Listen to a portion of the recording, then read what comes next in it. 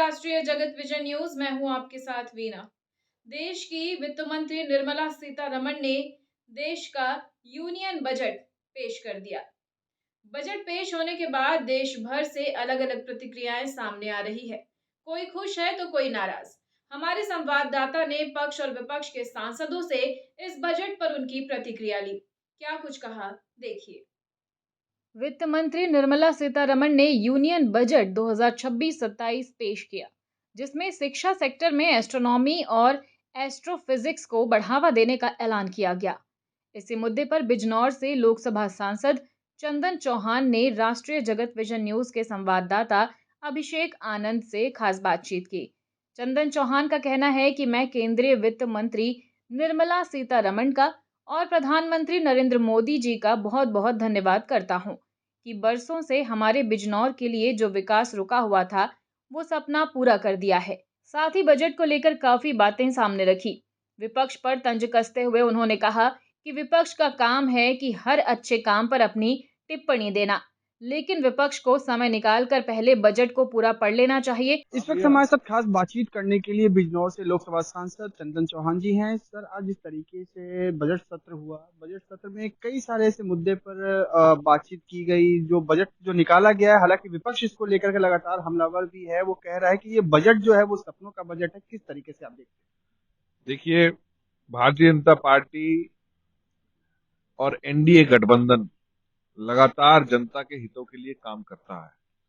हम सबसे पहले आज धन्यवाद देना चाहते हैं आदरणीय प्रधानमंत्री जी नरेंद्र मोदी जी को, श्रीमती निर्मला सीतारमण जी को, कि उन्होंने एक ऐतिहासिकारी बजट पेश किया है, जो लगातार इस समय विश्व की परिस्थितियों को देखते हुए, बढ़ते हुए भारत की उम्मीदों को, आकांक्षाओं को पूरा करते हुए विश्व और क्लाइमेट चेंज जैसी, और जहां बहुत सी अपनी घरेलू और अन्य जो है कठिनाइयां हैं, उनका सामना करने के लिए एक बड़ा बजट जो लगभग 53 लाख करोड़ का है, उसको पेश करा है।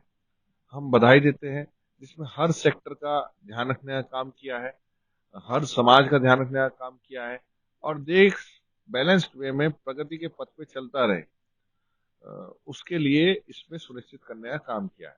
हम धन्यवाद देते हैं और उम्मीद करते हैं कि 2047 का विकसित भारत के संकल्प को ये बजट निश्चित रूप से मदद करने का काम करेगा।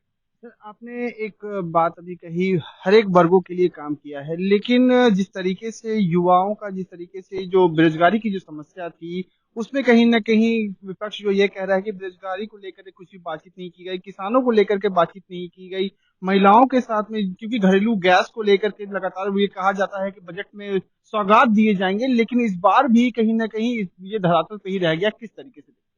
देखिए, खासकर युवाओं के लिए और किसानों के लिए, चाहे आईआईटीज बनानी हो, चाहे बेहतर तरीके से मार्केट अवेलेबल कराने हो किसानों को, चाहे साउथ से लेके अपने नॉर्दर्न इंडिया तक के किसानों के उसमें बात कही गई है, और युवाओं के रोजगार के लिए, चाहे आप सेमीकंडक्टर के क्षेत्र में हो, न्यूक्लियर के क्षेत्र में हो, स्वास्थ्य के क्षेत्र में हो, नए मेडिकल कॉलेज ला के बेहतर डॉक्टर्स की अपनी फौज तैयार करने के क्षेत्र में हो, और मैं बताऊं ये मेडिकल टूरिज्म क्षेत्र, बाहर से मेडिकल टूरिज्म के क्षेत्र में हो, कोई भी विषय हो, हर विषय पे सरकार काम कर रही है। वो युवाओं को रोजगार उपलब्ध कराने के लिए कर रही है। तो मुझे पूरी उम्मीद है कि विपक्ष अपनी स्टडी ठीक करके आएगा, और जब पूरा पढ़ लेगा बजट, जब टिप्पणी करता तो अच्छा लगता है, चर्चा होती सदन में उस समय करेंगे, उसका सही निष्कर्ष निकाल के। अभी उनका बहुत जल्दी सिर्फ विरोध करने की नियत से विरोध करना, शायद ये सही आकलन मैं नहीं मानता। बजट के दौरान अभी चर्चा, समय अलोकेशन करेंगे आदरणीय स्पीकर साहब, उसके बाद चर्चा होगी, वहां अगर कोई तर्कसंगत बात होगी तो उसका रिप्लाई सरकार भी करेगी, पर पहले से पहले राय बनाए करना ये राजनीति से प्रेरित लगता है। सर, आप बिजनौर से आते हैं, आप बिजनौर में सांसद हैं। क्या आपके पिताजी भी, स्वर्गीय पिताजी जो हैं वो भी सांसद रहे हैं, तो आपके भी कई सारे ऐसे क्षेत्र के जो मुद्दे होंगे आपने सब उठाए होंगे, इस पे क्या आप पास हुआ है जो आपने आगे बात रखी है इसको लेकर के? देखिए, बहुत पुरानी मांग थी। मेरे स्वर्गीय पिता संजय चौहान जी भी जो सांसद रहे बिजनौर से, वो लगातार स्वर्गीय चौधरी अजीत सिंह जी के समय से हस्तिनापुर क्षेत्र को पुराने स्थलों की सूची में चाहते थे कि वहां का विकास हो। आज मुझे खुशी है हर्ष है बताते हुए कि उस मांग को टूरिज्म एंड कल्चरल डिपार्टमेंट ने स्वीकार कर लिया है।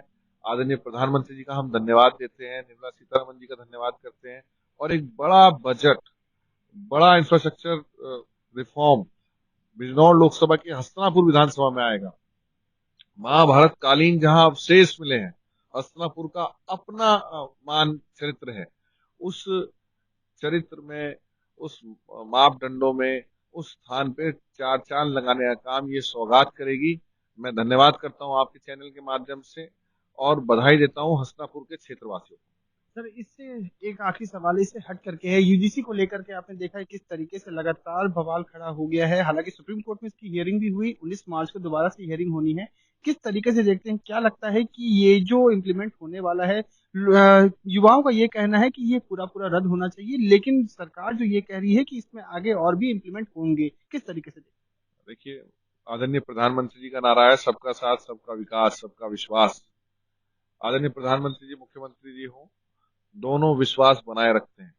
हम सबको संयम से विश्वास बनाए रखना चाहिए, और अब विषय जब कोर्ट में है तो निश्चित रूप से एक सकारात्मक माहौल बनने का काम होगा।